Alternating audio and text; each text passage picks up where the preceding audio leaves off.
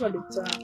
Enid Chiwanga, ni daktari bingwa magonjwa ya wanawake na kizazi katika hospitali ya rufaa ya mkoa wa Dodoma. Kianza labda kwa kutoa tu tafsiri fupi, fungus kawaida kama bakteria wengine huwa ni aina ya mdudu ambaye anaishi kwenye maeneo ya uke, na aliwekwa pale kwa makusudi maalum kwa sababu ya kuweka mazingira ya sehemu ile salama. Kama tunavyoona bakteria wengine, wapo bakteria ambao wanaishi katika maeneo hayo. Tatizo linakuja pale ambako wanamzidi. Kwa hiyo fungus katika uke wanapokuwa wengi, wanapozalishwa kwa wingi, pale ndio wanapoleta tatizo.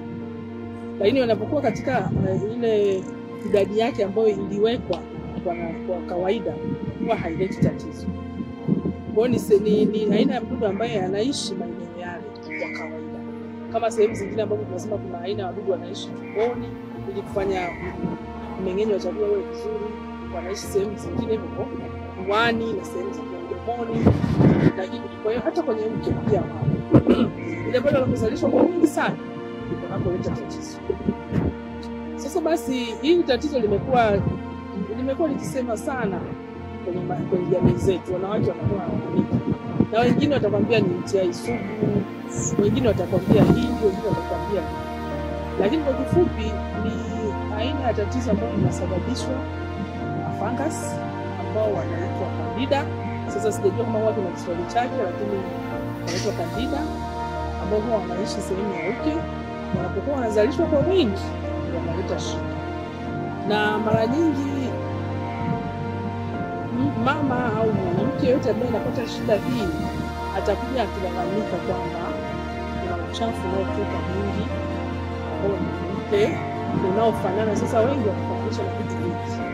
Mwingine atakwambia unafananishwa na yogurt, mwingine atakwambia uko kama maziwa ya mgando, mwingine atakwambia uko kama cheese, kwa sababu wakati mwingine unaweza kuwa uko kama kweli yogurt ile na mwingine kama cheese.